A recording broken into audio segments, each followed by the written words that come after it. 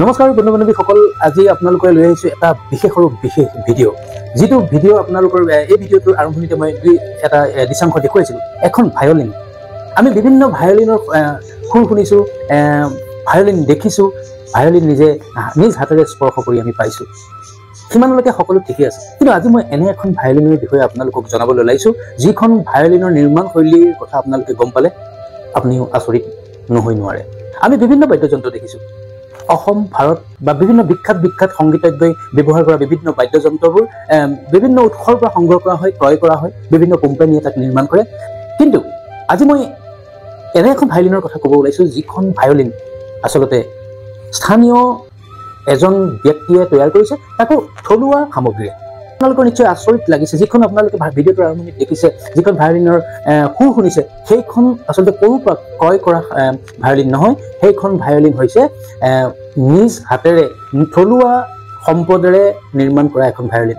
কিন্তু বিভিন্ন কোম্পানীৰ পৰা ক্ৰয় কৰা ভায়লিনখনৰ সুৰ আৰু এই ভায়লিন নিজে বনোৱা ভায়লিনখনৰ সুৰৰ মাজত কিন্তু কোনো ধৰণৰ বৈসাদৃশ্য নাই। একেই সুৰ, একেই কাম। এইগৰাকী স্বনামধন্য সংগীত শিল্পী হৈছে শোণিতপুৰ জিলাৰ জামুগুৰিহাটৰ নীলমণি সোলাল। নীলমণি সোলাল এগৰাকী সংগীত শিল্পী, সংগীত সাধক। জাতি বাঁহেৰে নিৰ্মাণ কৰি উলিয়াইছে এই বিশেষ ভায়লিনখন। আহকচোন আমি নীলমণি সোলালৰ ওচৰলৈ যাওঁ আৰু তেওঁৰ সেই ভায়লিনৰ সুৰ শুনো, আৰু তেখেতে কি ধৰণে এই ভায়লিনখন নিৰ্মাণ কৰিলে আমি তাকো জানিবলৈ যত্ন কৰোঁ।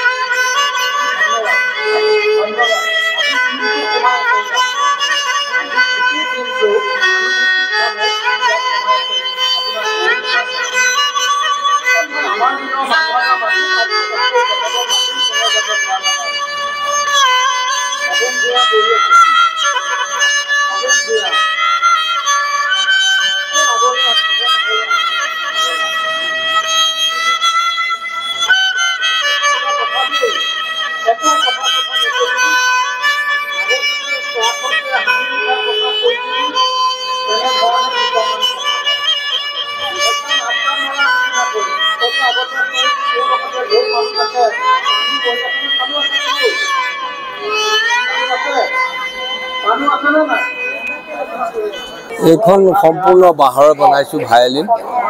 বহুত দিনৰ হেঁপাহ এটা আছিলে, এইবাৰ সেই হেঁপাহটো পূৰ্ণ হ'ল।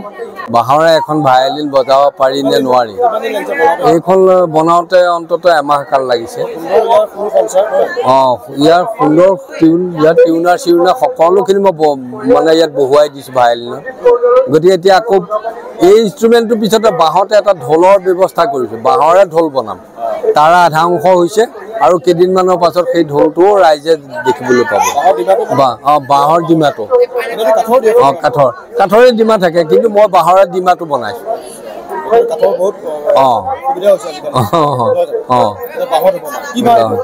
সেয়া জাতি বাঁহ চব আমাৰ থলুৱা বাঁহ। হয়,